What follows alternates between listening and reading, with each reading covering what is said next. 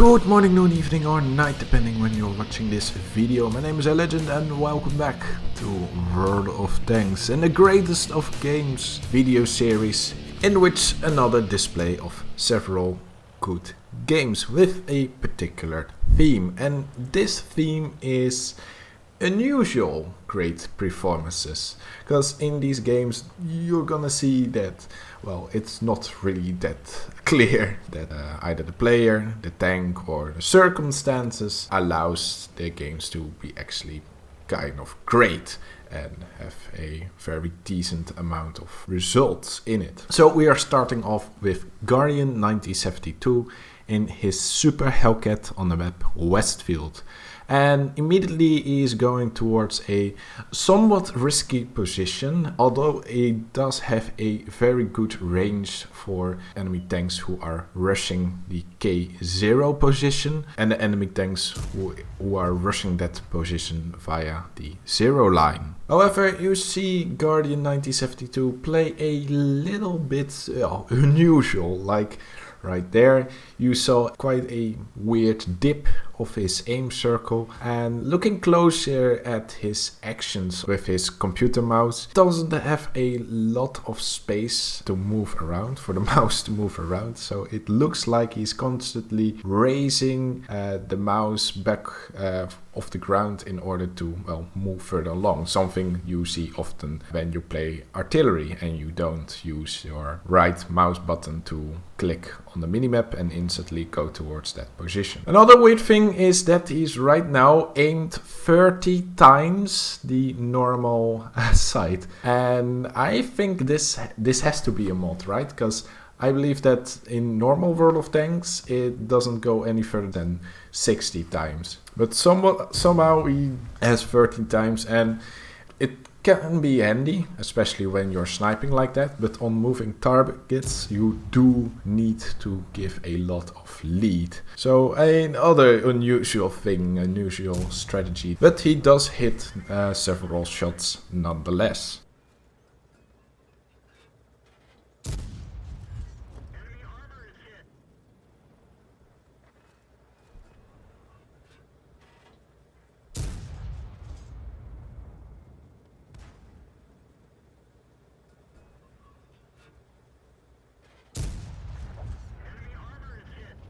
So for the time being, Guardian doesn't do a lot, just standing right here.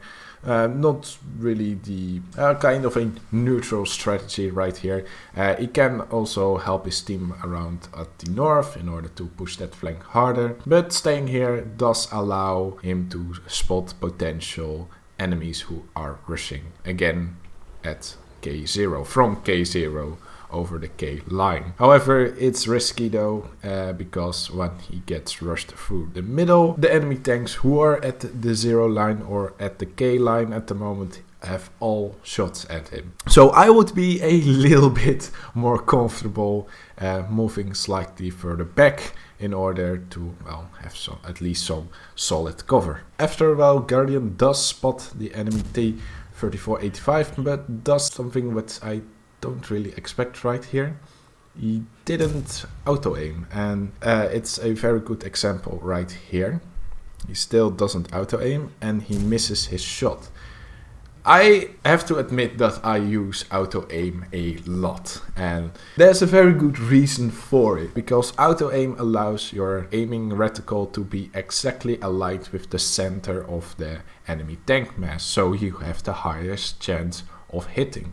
The only times you really don't want to use it is when the target is moving at medium or long distances, or your shell velocity is so bad that even at close distances you have to give some lead to enemy targets. But, well, when targets are moving that slow or driving backwards, it's far easier to just click the right mouse button and let auto-aim home in on the central mass, because Guardian doesn't do it and he doesn't have the ability to manually align his center reticle with the center of the enemy tanks.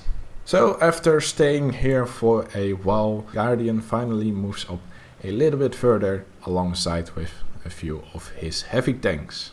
And in the city he does have at least some more cover, but nothing really happens for a little bit until the P43 TER gets spotted. And here the most annoying part of non-auto aim use is being showcased.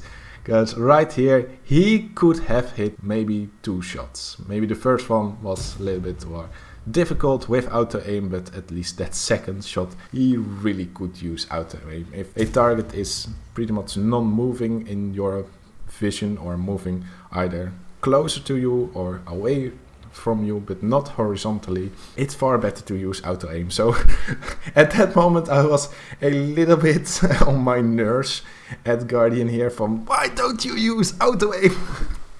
But on the other side I use it actually far too often, sometimes even too much. Well, that doesn't calm down my frustrations at watching this replay.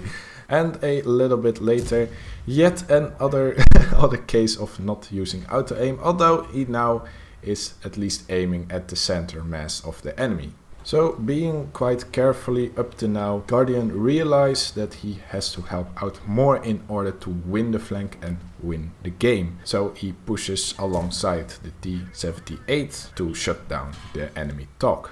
And after destroying the TOC, he actually drives further, keeps on moving in order to spot for his team, something that an Hellcat can, well, easily do because of the mobility and decent amount of view range. And here a very wise decision when he just takes a quick break inside the little town at the top right of the map and has the perfect timing in order to have some flanking shots at the enemy Chiri with some bushes between him. He doesn't get spotted, so excellent positioning right here, and he can easily chip away the Chiri further and further.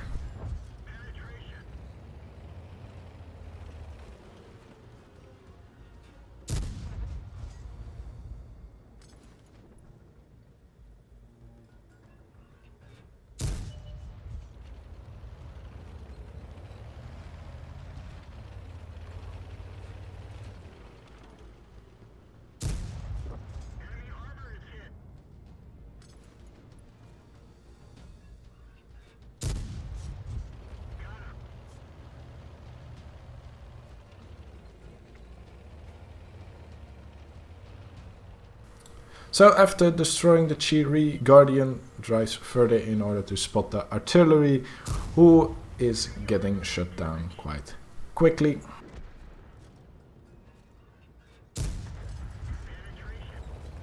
And finally he gets the final showdown against that P43.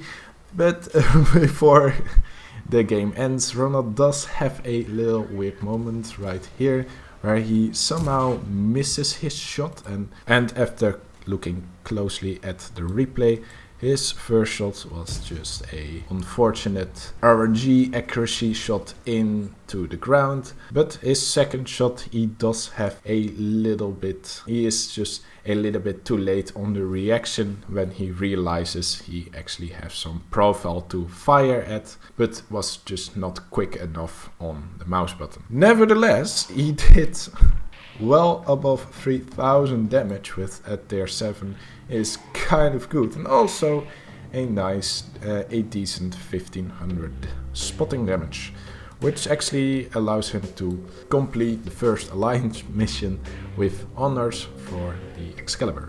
So quickly, like I said, quite an unusual game. However, Guardian displayed a very good amount of positioning, sniping, although sometimes not really. He could have done a little bit more if he used auto aim more. He does shows that he knows how to snipe with tank destroyers, but I hear him on TeamSpeak complaining a lot about missing shots, and it's pretty much, I think the primary reason for that is not using auto aim at more occasions where it is rather useful.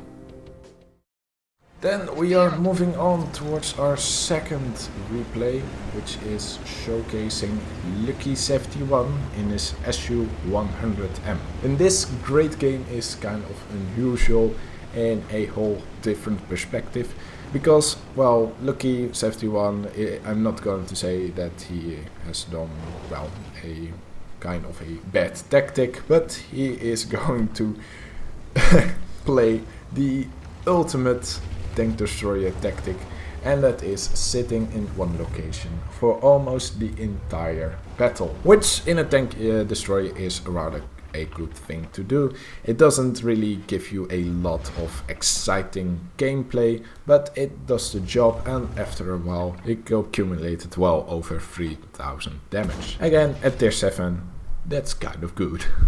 And in this time he does some rather good things. At some point he gets blind shotted and immediately takes action to change his position, to angle better against the enemy tanks who are trying to blind shot them, and actually bounce some shots. And the enemies do try to win this flank by flanking around, but it just shows how broken this position is when you actually want to do this flanking maneuver when an enemy tank destroyer is at this location.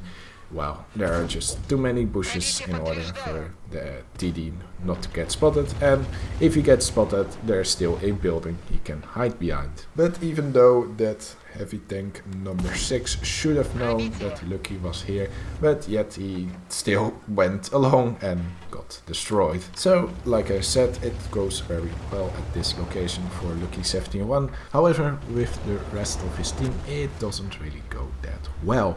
And eventually, Lucky is alone at this flank, facing off against at least 3 enemy tanks. So Lucky does the very correct thing and just waits at a very defensive corner and just try to get as much damage off as possible. KV3 overextends a little bit, getting him tracked, and he might underestimate the reload time of the SU-100M and gets perma-tracked and destroyed. In the meantime, we don't see the Jagdpanther for some reason. The Nashorn does eventually show up while Lucky got his mission done. The Nashorn unfortunately misses. Lucky hopes that he doesn't get also rushed by the Jagdpanther right now. But, well, that Jagdpanther is still not here. He still doesn't engage Lucky, which allows him to destroy the Nashorn. And funnily enough, almost right after the Nashorn is destroyed, the Jagdpanther decides to only rush after his teammates died. So quite a idiotic move right there from the Jagdpanther. He should have gone out earlier to distract Lucky, to allow his teammates to flank Lucky and kill him. But now he decides to, well, only come out when he doesn't have any allies anymore and Lucky is already reloaded. So, well, sometimes I just don't know why. Some people really don't understand the game at all. And after this encounter, Lucky finally moves out of his position for almost sitting there for 10 minutes straight and goes in order to defend his base. However, the enemy tanks don't want to immediately rush him and decide to pressure him by capping his base. So Lucky accepts the challenge and is going to duel against the G-Sor and against the M4A1. Броня не пробита. Гусеница едва держится. Есть пробитие. Движение невозможно. Гусеница разорвана. Движение невозможно. Гусеница сбита. Мы снова едем. Does got off a couple of blade shots at the M4 and eventually rushes closer towards the G-Sor while he is reloading behind cover. For a while it's just like a Mexican standoff. Who is going to peek out first? Who is the quickest on the draw? And this goes along for quite a while. Unfortunately, Lucky bounces. The G-Sor loads HE and almost kills Lucky, but luckily Lucky does manage to shut down the G-Sor while bouncing all the shots of the M4. So he rushes him, knows that the M4 is going to have some issues or is still reloading his gun, and also shot him down.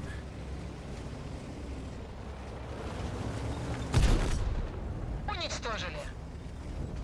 However, unfortunately, with this little amount of time, Lucky tries his best to find the artillery, but he just vanished. Not even has fired at Lucky for a while, so this battle unfortunately ended in a draw.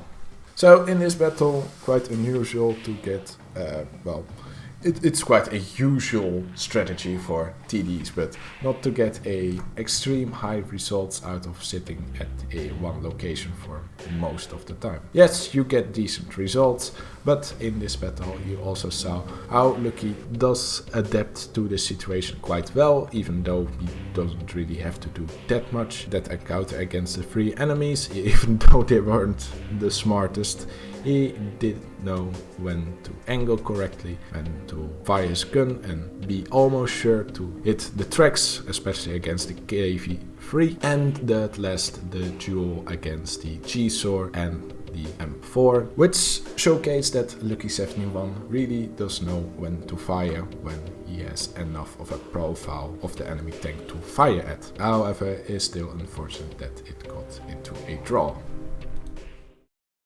So going towards the last battle, showcasing me in my ARL 44, and the thing is that this ARL is fully stock.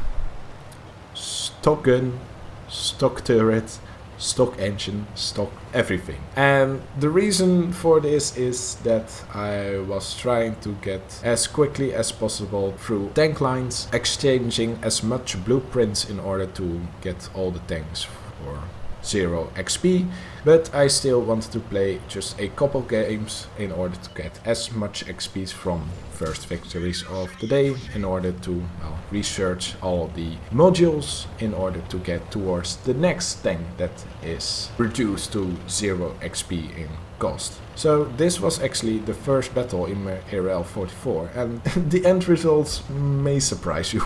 However, you might also see that I have loaded a lot of APCR in this tank. At this moment I also got some credit boosters, premium account, maybe I believe it was still in during the Christmas event, so on top of all the bonuses an extra holiday ops credit bonus as well, which allows me to, spend a lot of credits on premium rounds, premium consumables, etc, etc, which does help a lot when playing stock tanks, but it's still kind of hard because you have just the worst possible maneuverability, firepower, armor that the tank can possibly have. So how to compensate in this case? Well, first of all, due to the lack of mobility, going towards a central location with a lot of cover, like right here in Pilsen, is pretty much the best strategy. You have to move around the least, which if you decide to go to one more outer flank, it can take a long time to, flank back or retreat back towards the other side of the map if things are going bad that way, or if things are going good in the flank you are going, you have some issues to keep up with the push. And also, furthermore, it is noticing when enemy tanks are isolated, like this A20 right here. He doesn't have support from the other side anymore, and in between shots I'm checking how far the M4 at the other side gets towards the next opening of the warehouse, in order for me to being able to fire more at the A20 and eventually kill him. But in this battle I do experience some massive disadvantage in view range, because with a stock configuration tanks really can get a bad view range, and if you watch the minimap you can see what I mean. The green circle is my view range. It's pretty much half what the maximum view range can be, so that's pretty bad. So I immediately go forward since the IKV is moving, and I move along with my heavies parallel at the left flank. And I do this because this allows me to get some extra side shots at enemies who are distracted, and when enemies are rushing me, I'm far less isolated than that A20 from just a moment ago. And by doing this, creating some kind of a crossfire is far easier to stack up the damage and kills. So I'm picking off the last enemy, the M4 at the flank, a full cover right here. So this is also very important.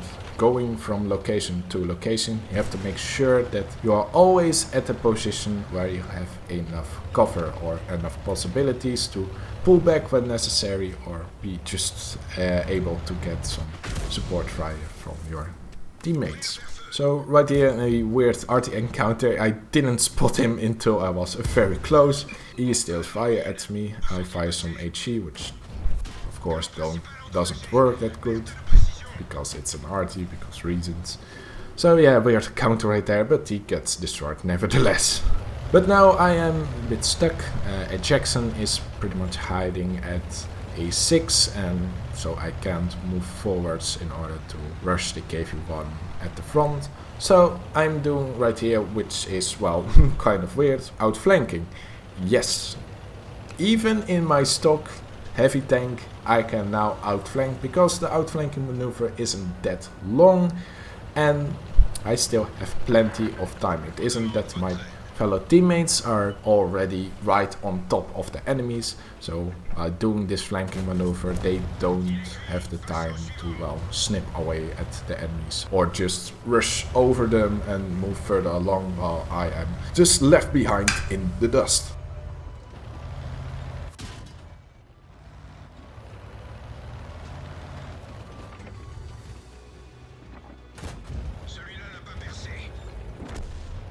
And finally moving further along, picking off the last few enemy tanks, which unfortunately the last KV-1 drowned himself, results into a victory with 1600 damage done, which in a stock tier 6 tank is quite decent and quite unusual. So just a quick recap of this battle. Working in a stock tank, going towards central locations in order to reduce your issue of having a lack of mobility. Also alongside with your view range to get the best overview of the battle. Knowing when a enemy tank is isolated and getting as much damage from it as possible. And realizing that at every moment you need to be close at some really good defensive position in which you can hide and, well, allow your team to support you. Otherwise you will get killed quite fast, because you're not fast. You do actually have less hit points even, so don't do that. So with that, it pretty much ends this video right here. Even though there is a bit of a similar theme in these battles, each particular battle has its own specific reasons for them being great. So with that, I hope you learned, I hope you enjoyed this video, and I will see you next time. Laters!